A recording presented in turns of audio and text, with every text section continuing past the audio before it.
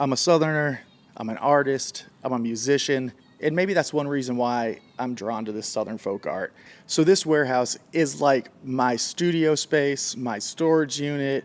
Finally, I feel like after 3 years of not really being able to use this space as much as I'd like to, I'm able to give it the time to rediscover some of these treasures. Let's get into some of these weird, outsider, naive pieces of art. The first one, and one of my favorite, is from Jimmy Lee Sudduth.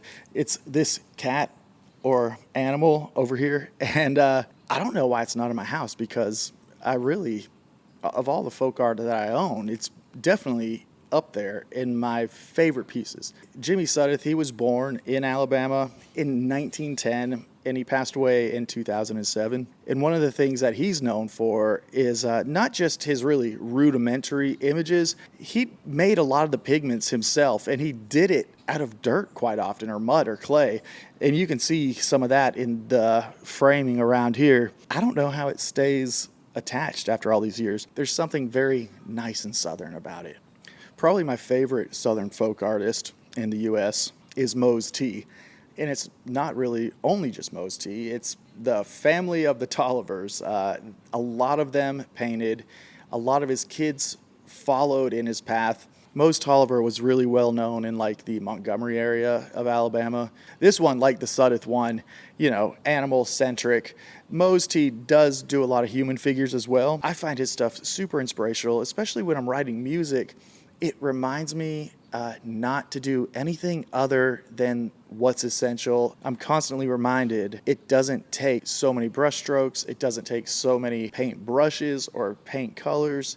It just takes something authentic to be expressed. And I think Mose Tolliver does that really well, but it gets a lot stranger after this, I know. And maybe you're thinking, well, this already looks strange, but trust me. This is a piece from Prophet Royal Robertson. I mean, you can look at it right now and be like, it's just a sheet of paper with what looks like scribbles on it. And I don't think you'd be wrong by calling it what it is.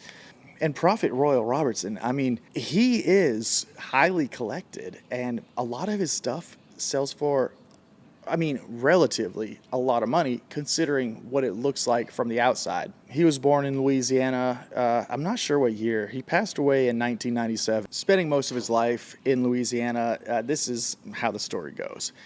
After his marriage of 19 years, he filled the inside and outside of his house with drawings and signs addressing her betrayal. I mean, classic midlife crisis situation, I guess. I'm not saying I can't relate with it because obviously, yeah, I can relate to pieces of it. And artistic expression is like a great way to kind of work through thoughts. But let's not get ahead of ourselves because the writing on here, even though there are Bible verses quoted, and he calls himself Prophet Royal, the content of the writing here is pretty nasty.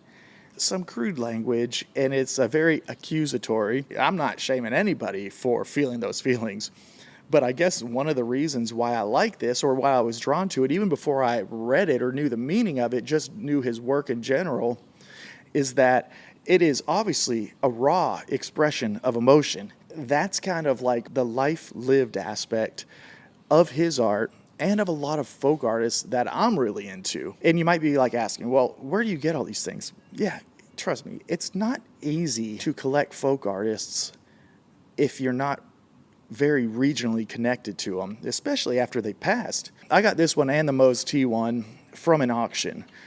Fortunately, auctions, folk art does not go for much money these days. There was a surge maybe in the late 90s where Alabama folk art in particular, but really just folk art in the Southeast, was much more popular. But these days, they're not really in specific folk art themed auctions. So a lot of times you'll have a valuable piece of artwork in just a regular old auction.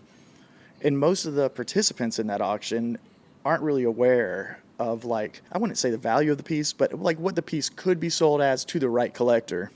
Let me know if you think that's crazy in the comments. Next up is Ford William. Here are his two pieces. And these kind of like start to transcend just a painting or a drawing. And these are kind of sculptural and have painting incorporated in them. I found out about this artist from Facebook. He's a younger guy, I guess, and located in the Nashville area.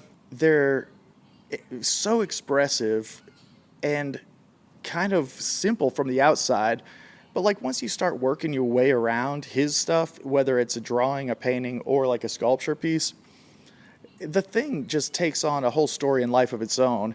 And they're just fun things for me to like lighten up an environment and be like, hey, the world is crazy and we're all here just being simple and trying to survive. This next artist I found on Instagram too, and if I'm not collecting art from an auction, then the one place where I really love to support artists and find what I feel like are great value deals as well is just reaching out to an artist on Instagram and seeing what they have available. So this artist's name is Charles Bennett, and he goes by the Tennessee Wolfman on Instagram.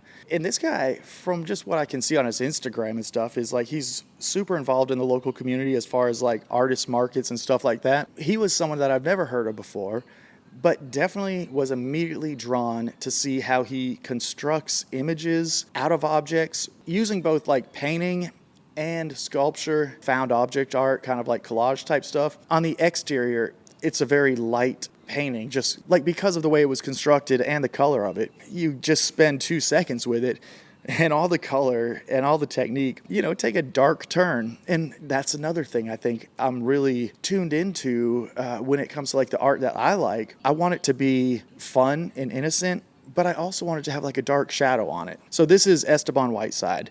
Huge fan of his work. And this is an interesting piece. Not that I have much knowledge, or I actually have no knowledge on this.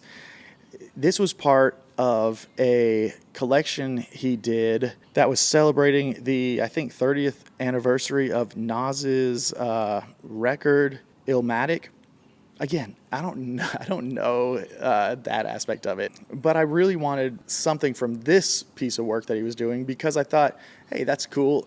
This artist that I've been in communication with, that I've bought some works from, is now like working on this really big project with a popular rapper. I simply reached out on Instagram and was like, look, do you have any other, drawings from that collection as you were creating the main piece? And he did. And so I was like, look, any of them, it doesn't matter which. I just want something from that process. And it's definitely what I would consider like modern folk art. But I think the thing for me is that it doesn't really matter if it's new or old. Just want to see markings on paper or board or whatever that feel real and authentic. I'm into 2 types of art more than any other types.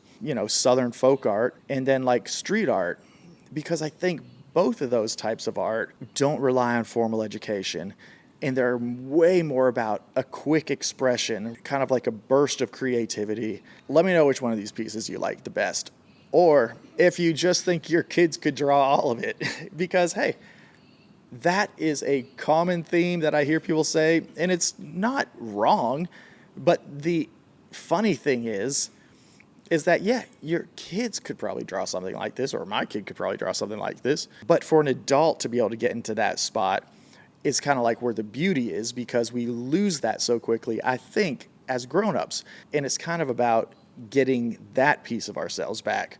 And maybe that's why I like all of this art, because I am into getting that piece of myself back as well. Hope you liked it.